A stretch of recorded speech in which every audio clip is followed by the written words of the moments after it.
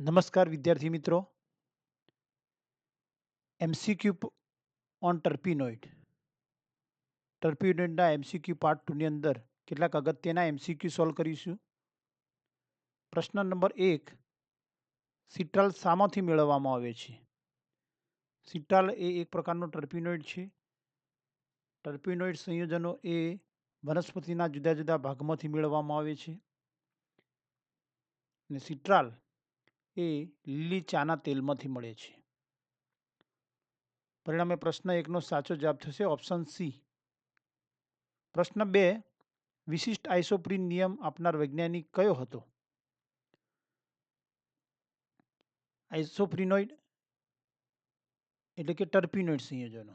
ટર્પીનોઇડ સંયોજનોનું જ્યારે વિઘટન કરવામાં આવે ત્યારે આઇસોપ્રીનના અનેક એકમો મળે છે. એટલે કે તે આઇસોપ્રીનના અનેક એકમો જોડાવાથી બનેલો હોવાથી તેને આઇસોપ્રીનોઇડ તરીકે ઓળખવામાં આવે છે.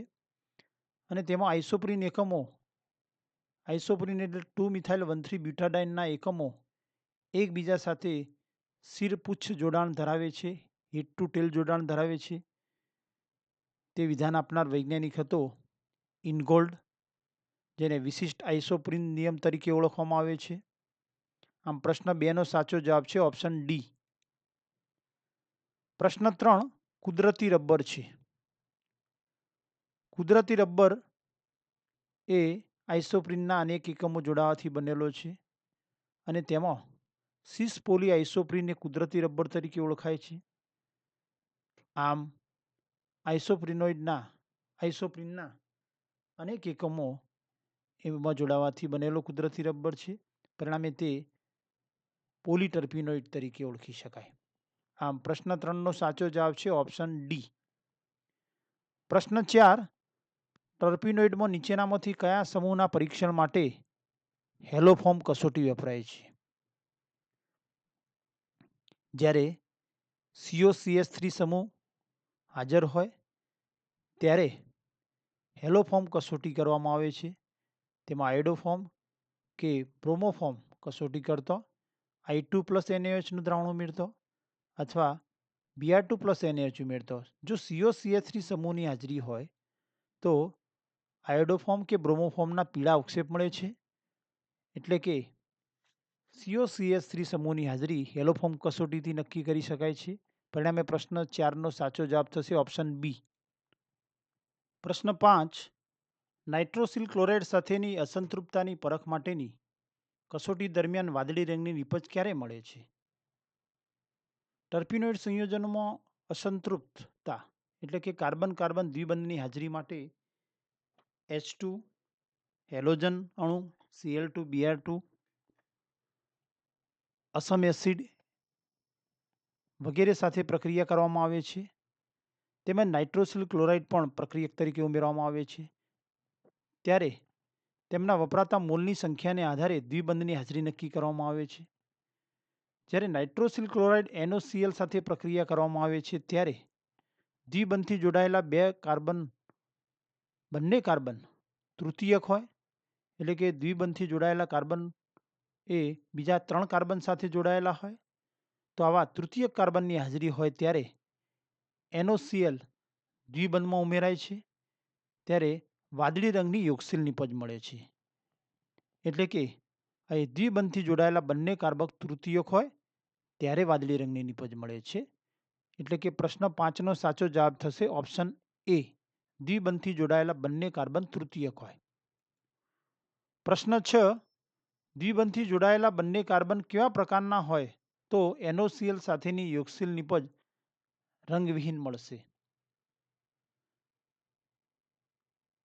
જ્યારે અસંતૃપ્તતાની પરખ માટે નાઇટ્રોસિલ ક્લોરાઇડ NaCl સાથે પ્રક્રિયા કરવામાં આવે છે ત્યારે જો દ્વિબંધથી જોડાયેલા બંને કાર્બન પૈકી એક કાર્બન દ્વિતીયક હોય, એટલે કે તે બીજા 2 કાર્બન સાથે જોડાયેલો હોય, બીજો કાર્બન તૃતીયક હોય જે બીજા 3 કાર્બન સાથે જોડાયેલો હોય, તો આવા 2 અને 3 પ્રકારના કાર્બન હોય ત્યારે NaCl નાઇટ્રોસિલ ક્લોરાઇડ અસમપ્રક્રિયક એ માર્કોનિકોફ નિયમ અનુસાર દ્વિબંધમાં ઉમેરાય છે. એટલે કે NO+ પ્રક્રિયકનો ધનભારિત ભાગ વધુ હાઇડ્રોજન ધરાવતા કાર્બન 2 કાર્બન સાથે જોડાય છે, જ્યારે ઋણભારિત Cl- એ વધુ કાર્બન ધરાવતા એટલે કે ઓછા હાઇડ્રોજન ધરાવતા કાર્બન સાથે જોડાય છે અને આ પ્રકારની યોગશીલ નિપજ મળે છે, જેમાં પુનઃરચના દ્વારા પુનઃવિન્યાસ દ્વારા ઓક્ઝાઇમ મળે છે, જે સફેદ રંગનો હોય છે, એટલે કે પુનઃરચના દ્વારા રંગવિહીન ઓક્ઝાઇમની પ્રાપ્તિ થાય છે. આમ અહીં મળતી યોગશીલ નિપજમાંથી પુનઃરચના દ્વારા ઓક્ઝાઇમ મળે છે, જે રંગવિહીન હોય છે. એટલે કે અહીં જો વાદળી રંગની નિપજ મળતી હોય તો બંને કાર્બન તૃતીયક હોય, પરંતુ એક કાર્બન દ્વિતીયક અને બીજો કાર્બન તૃતીયક હોય તો મળતી નિપજ એ રંગવિહીન એટલે કે કલરલેસ હશે. પરિણામે પ્રશ્ન 6નો સાચો જવાબ થશે ઓપ્શન સી, એક કાર્બન દ્વિતીયક અને બીજો કાર્બન તૃતીયક હોય. પ્રશ્ન 7 આલ્કીનની પરફોર્મિક એસિડ સાથેની પ્રક્રિયાની નિપજ છે. ફોર્મિક એસિડ એટલે HCOOH અને પરફોર્મિક એસિડ એટલે HCOOH સાથે જ્યારે દ્વિબંધ એટલે કે આલ્કીનની પ્રક્રિયા કરવામાં આવે છે ત્યારે દ્વિબંધમાં ઓક્સિજનનો પરમાણુ ઉમેરાય છે અને ઇપોક્સાઇડ મળે છે. ચક્રીય ઇથરને ઇપોક્સાઇડ તરીકે ઓળખવામાં આવે છે અને સાથે સાથે જો પરફોર્મિક એસિડ લીધેલો હોય તો ફોર્મિક એસિડ ઉત્પન્ન થાય છે. આમ આલ્કીનની પરફોર્મિક એસિડ સાથેની પ્રક્રિયાથી નિપજ તરીકે ઇપોક્સાઇડ અને ફોર્મિક એસિડ મળે છે, એટલે કે એક નિપજ થશે ઇપોક્સાઇડ. પરિણામે પ્રશ્ન 7નો સાચો જવાબ છે ઓપ્શન ડી. પ્રશ્ન 8 સિટ્રાલનું ક્લેમેન્સન રિડક્શન કરતા શું મળે છે? સિટ્રાલમાં અહીં કાર્બન કાર્બન દ્વિબંધ ઉપર અહીં નીચે કાર્બન કાર્બન દ્વિબંધ ઉપર એક કાર્બન ઉપર બંને સમાન મિથાઇલ સમૂહ ગોઠવાયેલા છે. પરિણામે તેના આધારે તેના ભૌમિતિક સમઘટકો નક્કી કરી શકાય નહીં, પરંતુ બીજા દ્વિબંધ ઉપર બંને કાર્બન ઉપર જુદા જુદા ક્રિયાશીલ સમૂહો જોડાયેલા છે અને પરિણામે તેમાં સમૂહોની ગોઠવણીને આધારે જો પ્રકાર કરવામાં આવે તો ટ્રાન્સસિટ્રાલ થશે અને આવા ટ્રાન્સસિટ્રાલને જીરેનિયાલ તરીકે ઓળખવામાં આવે છે. આલ્ડીહાઇડ સમૂહ હોવાથી આલ પ્રત્યય લાગે છે અને આ ટ્રાન્સસિટ્રાલ એટલે કે જીરેનિયાલનું જ્યારે ક્લેમેન્સન રિડક્શન કરવામાં આવે છે, મર્ક્યુરી અને NaHG સોડિયમ સંરસ વડે જ્યારે રિડક્શન કરવામાં આવે છે, જેને ક્લેમેન્સન રિડક્શન કહેવામાં આવે છે, અને ક્લેમેન્સન રિડક્શન દરમિયાન કીટો ગ્રુપનું મિથિલિન સમૂહમાં રિડક્શન થાય છે અને પરિણામે ટ્રાન્સસિટ્રાલ એટલે કે જીરેનિયાલમાંથી આલ્કોહોલ મળે છે. બીજા અર્થમાં આલ્કોહોલ મળતો હોવાથી તેને જીરેનિયોલ તરીકે ઓળખવામાં આવે છે. એટલે કે સિટ્રાલનું ક્લેમેન્સન રિડક્શન કરતો નિપજ તરીકે જીરેનિયોલ મળે છે. પરિણામે પ્રશ્ન 8નો સાચો જવાબ થશે ઓપ્શન એ. પ્રશ્ન 9 નીચેનામાંથી કયો અસંતૃપ્ત આલ્ડીહાઇડ છે? સિટ્રાલમાં આલ્ડીહાઇડ CHO ગ્રુપ છે અને તેના એકાંતરે દ્વિબંધ છે, એટલે કે સિટ્રાલ એ અસંતૃપ્ત આલ્ડીહાઇડ છે. પરિણામે પ્રશ્ન 9નો સાચો જવાબ થશે ઓપ્શન એ, સિટ્રાલ.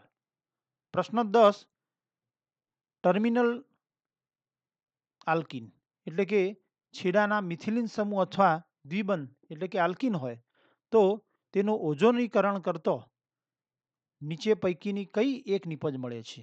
ઓઝોનીકરણ એટલે કે ઓઝોનનો અણુ જ્યારે દ્વિબંધમાં ઉમેરાય અને ત્યારબાદ તેનું જળ વિભાજન થાય તો છેડાનો દ્વિબંધ એટલે કે ત્યાં આગળ કાર્બન કાર્બન દ્વિબંધ હોય અને છેડાનો દ્વિબંધ એટલે કે છેડા ઉપર બંને હાઇડ્રોજન પરમાણુ હોય, કોઈ કાર્બન જોડાયેલો ના હોય તો આવા છેડાના દ્વિબંધ એટલે કે ટર્મિનલ ડબલ બોન્ડમાં જ્યારે ઓઝોનનો અણુ ઉમેરાય ત્યારે આ પ્રકારની અસ્થાયી નિપજ મળે છે. અસ્થાયી મધ્યવર્તી સંયોજન બને છે અને તેનું જળ વિભાજન થતો તેમાંથી કીટોન અને ફોર્માલ્ડિહાઇડ ઉત્પન્ન થાય છે. એટલે કે જો છેડાનો દ્વિબંધ હોય તો ઓઝોનીકરણ કરીએ ત્યારે એક નિપજ તરીકે ફોર્માલ્ડિહાઇડ પ્રાપ્ત થાય છે. આ ફોર્માલ્ડિહાઇડની ઉત્પત્તિ એ દ્વિબંધ છેડાનો છે એટલે કે ટર્મિનલ દ્વિબંધ છે તેમ સૂચવે છે. આમ પ્રશ્ન 10નો સાચો જવાબ થશે ઓપ્શન ડી, ફોર્માલ્ડિહાઇડ. પ્રશ્ન 11 સિટ્રાલના યુવી વર્ણપટમાં 238 નેનોમીટરે મળતો પીક કયા સમૂહની હાજરી સૂચવે છે? સિટ્રાલમાં દ્વિબંધ આવેલા હોય, એક કરતો વધુ તો એકાંતરે આવેલા છે, એટલે કે કોન્જ્યુગેટ સ્થિતિમાં છે, નોન કોન્જ્યુગેટ છે. કોન્જ્યુગેટ હોય તો એક જ ચક્રમાં કે જુદા જુદા ચક્રમાં આવેલા છે. આલ્ડીહાઇડ હોય કીટો સમૂહ તરીકે, એટલે કે કીટો એટલે આલ્ડીહાઇડ અને કીટોન, તો તે કોન્જ્યુગેટ એટલે કે એકાંતરીય સ્થિતિમાં છે કે બિન એકાંતરીય સ્થિતિમાં, તે યુવી વર્ણપટને આધારે નક્કી કરી શકાય. આલ્ફા બીટા અસંતૃપ્ત કાર્બોનિલ સમૂહની હાજરી હોય તો તે સંયોજનના યુવી વર્ણપટમાં 220 થી 250 નેનોમીટરની વચ્ચે પીક મળે છે. અહીં સિટ્રાલનો યુવી વર્ણપટ લે તો 238 નેનોમીટરે મળતો પીક એ તેમાં આલ્ફા બીટા અસંતૃપ્ત આલ્ડીહાઇડ સમૂહની હાજરી સૂચવે છે, એટલે કે સંયુગ્મિત આલ્ડીહાઇડ સમૂહ છે તેમ કહી શકાય. આમ પ્રશ્ન 11નો સાચો જવાબ છે ઓપ્શન એ, સંયુગ્મિત આલ્ડીહાઇડ. પ્રશ્ન 12, આલ્ફા ટર્પિનોલની ખૂબ જ ધીમી એસ્ટરીકરણ પ્રક્રિયા કયા સમૂહની હાજરી સૂચવે છે? OH બે પ્રકારના, આલ્કોહોલિક અને ફિનોલિક. જ્યારે OH આલ્કોહોલિક તરીકે હાજર હોય, એલિફેટિક કાર્બન સાથે જોડાયેલો હોય ત્યારે, એટલે કે sp3 કાર્બન સાથે જોડાયેલો હોય તો તે NaOH દ્રાવ્ય થતો નથી, એટલે કે આલ્કોહોલ તટસ્થ તરીકે વર્તે છે. અહીં આલ્ફા ટર્પિનિયોલમાં OH સમૂહ આલ્કોહોલ તરીકે આવેલો છે, કારણ કે આલ્ફા ટર્પિનિયોલ એ NaOH દ્રાવ્ય થતો નથી. અને તે OHનો પ્રકાર નક્કી કરવા માટે ત્યારે તેની કાર્બોક્સિલિક એસિડ સાથે ખનિજ એસિડની હાજરીમાં એસ્ટરીકરણ પ્રક્રિયા કરવામાં આવે છે, ત્યારે એસ્ટરીકરણ પ્રક્રિયા ખૂબ જ ધીમી પ્રક્રિયા થાય છે. અને આ ધીમી પ્રક્રિયા એ તેમાં તૃતીયક આલ્કોહોલ સમૂહની હાજરી સૂચવે છે. એટલે કે જો તૃતીયક આલ્કોહોલ સમૂહ હાજર હોય તો એસ્ટરીકરણ પ્રક્રિયા ખૂબ જ ધીમી થશે. પરિણામે પ્રશ્ન 12નો સાચો જવાબ છે ઓપ્શન સી, તૃતીયક આલ્કોહોલ. Thank you for watching.